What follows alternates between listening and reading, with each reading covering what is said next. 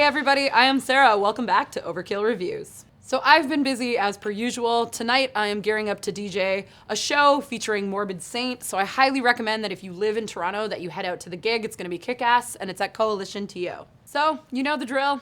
Hit subscribe, because this week we're reviewing a very important release by one of the most important bands in metal history. You're sowing the seeds of a nightmare from hell. Your prayers and your demons are toiling the bell. Walking through fire, fates in my hands, waiting for lightning to strike. Man on a wire, bearing the brand, waiting for lightning to strike.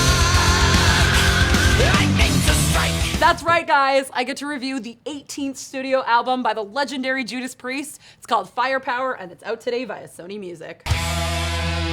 So we figured doing a long bio didn't really make sense because this is Judas Priest we're talking about. The band has been around for a hugely impressive almost 5 decades. They changed the face of heavy metal with their dual blazing guitars and with Halford's operatic vocals. And so I was instead thinking that I would talk about my reference point for the band in my introduction. I'm one of those assholes who kind of prefers the 70s era of the band. When I say that, I mean my all-time favorite Judas Priest record, which is Sin After Sin, followed very closely by the hugely important Sad Wings of Destiny, and of course, Stay in Class, which I forgot today. Sorry, guys. Coincidentally, Toronto has a heavy metal record store named Stay in Class, so you know it's a very important heavy metal album. That being said, I also love the 80s style, where they got into a more blazing, more speed metal oriented sound. Judging from the first 2 singles that went up online, the band was really looking to recreate the sound that they perfected on 1990's Painkiller. Well, Painkiller and also Screaming for Vengeance, especially if you're comparing Firepower's cover art to Screaming for Vengeance. Before we dive in, let's be real. Judas Priest has been kind of inconsistent from the 90s onwards. Rob Halford left the band in 1992, and he didn't return until 2003. In the period between that, they recruited metal everyman Tim Ripper Owens, who is on both Jugulator and Demolition, which, despite having a couple bangers, were not very well received and have not aged very well. Since Halford's been back, they put out 2005's fantastic Angel of Retribution. That record has aged extremely well, and I quite like it. But everything since has been a little bit iffy. Nostradamus, a bit too long, a bit too bloated, and their 2014 offering was kind of uninspired, although it did have some highlights. Now in 2018, the band has locked down their lineup on a recording front, although definitely not on the live front. But this is Overkill Reviews. We can't talk about the live stuff. We're talking about the album. So let's dive in. The single that kicked off this review is called Lightning Strikes, and it's certainly one of the highlights of this record. It's got that great blazing dual guitar style, it's got the great vocals of Rob Halford, and the battering drums, which are all Judas Priest staples. Likewise for the title track, Firepower. There's a reason that the band used those 2 singles to kick off the album. They really deliver what Judas Priest fans love and have been wanting to hear from the band. Now, to play you another song that is absolutely deserving of being a single. This one reminds me of the classic song Turbo Lover. It's called Flamethrower. You're on the run from the stun of the flamethrower.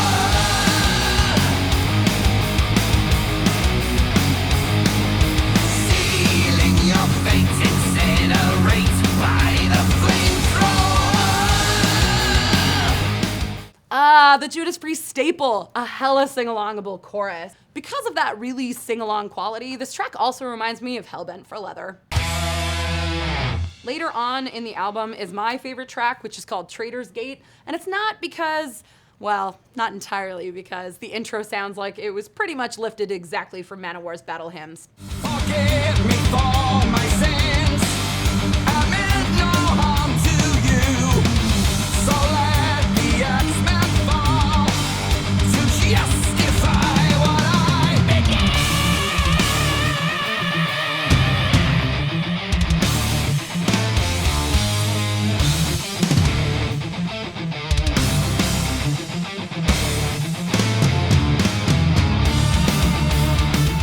This is what is best about Priest, when Halford's vocals get to have that complex interplay with the guitars. So there is one cliche thing about this song. Did you know that Traitor's Gate is also a song by Pestilence, Shackles, Visigoth, and Korgel the Exterminator?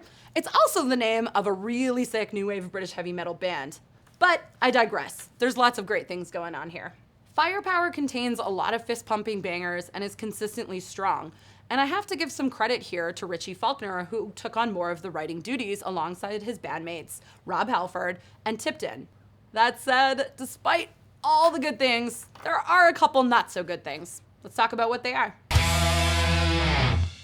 So first things first, the pacing of this record is a little bit odd. The two fastest, most fist-pumping tracks are first. Then after that, you got a lot of mid-paced songs, many of which are fantastic. And then they close with the two weakest songs. In particular, the second to last song has this really chugging, bro kind of pace that doesn't feel fitting to Judas Priest. Here's what I mean. This is Lone Wolf.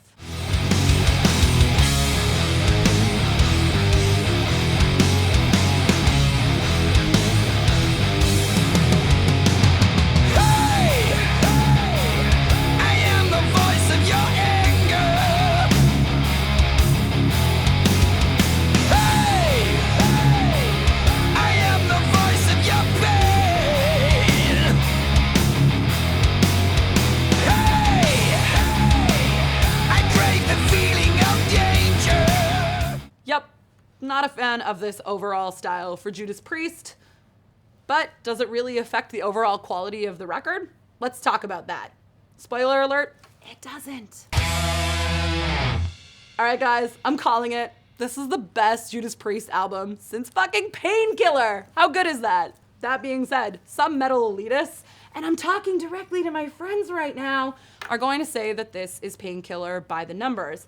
And honestly, I don't think this record is going to be for you, because Judas Priest isn't going to make you happy unless they invest in a time machine. This is a record for people who have been following the band, who are excited for new material, and think that they still have something to offer in 2018.